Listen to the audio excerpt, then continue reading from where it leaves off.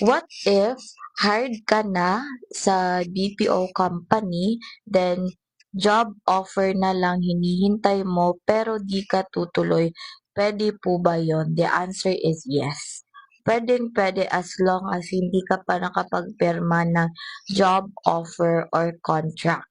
Okay? Pero meron ding iba, kagaya sa akin, nakapag-sign ako ng job offer and contract din ata yun sa Concentrix. Kasi madami yun eh, sa Concentrix Glorieta 5. Madami silang pinapirmahan sa akin. In-explainan ako ng contract.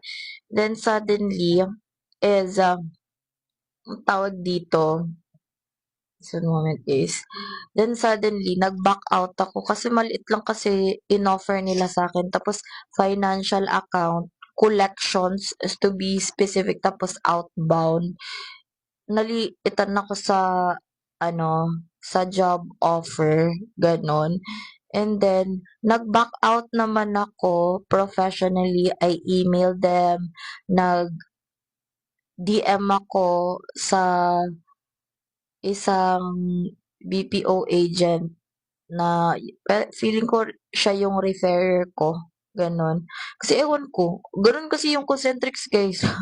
Kahit sa Bridgetown, papasok ka pa lang kapag wala silang nakitang ID list na BPO agent ka or what, they're really gonna approach you and say, "O hindi ka mag-a-apply ka ba?" Gano'n. Palagi silang gano'n, "Mag-a-apply ka ba? Mag-a-apply ka ba?"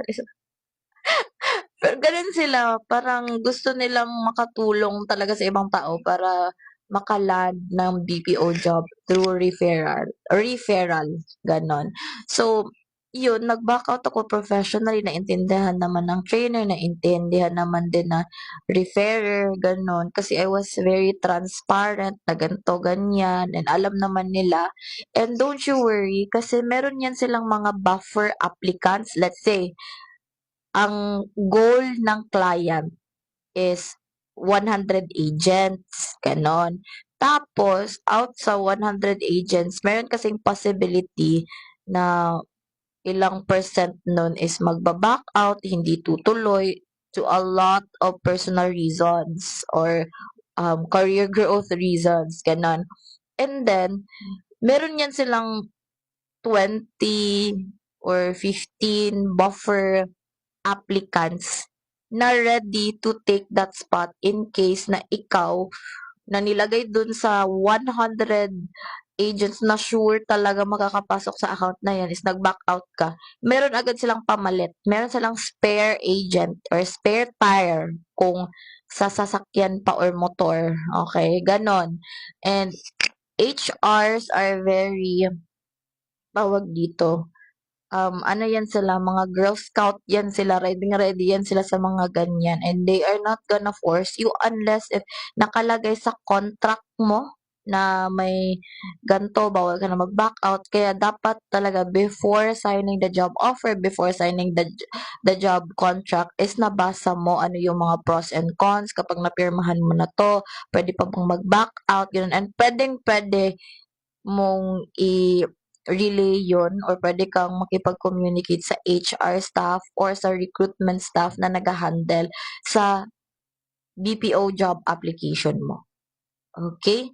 And just be transparent, guys. And if ever think mo hindi enough yung job offer, like yung basic salary talaga, huwag kayong magpasilaw sa yung parang pa-hype na 27K package lang yan talaga, guys.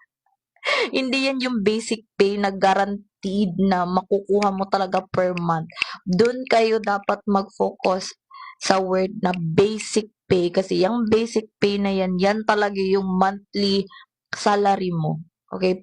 Minus pa sa let's say 20K yung basic salary mo minus sa government benefits na mandatory deduction, pag-ibig, PhilHealth, SSS, ganon, is let's say nasa 18K na lang. Lalo na kapag yung BPO company is premium talaga yung kinuha for the deduction of your government benefits. And that's good kasi parang mafo-force ka na mag-save talaga kasi magagamit mo talaga yung SSS, pag-ibig, PhilHealth. We just need to know how to use them and read their benefits via website or watch tutorial video sa mga taong naka-experience na ng mga benefits ng SSS, PhilHealth, and Pag-ibig. Ako, na-experience ko na yung tatlo when my mom was critically ill with lung cancer. Nakakuha kami ng death benefit sa SSS, sa Pag-ibig, nakuha namin yung lump sum benefit.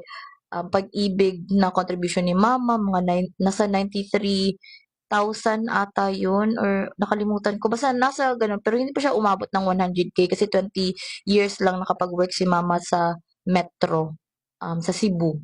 Okay, as a sales clerk.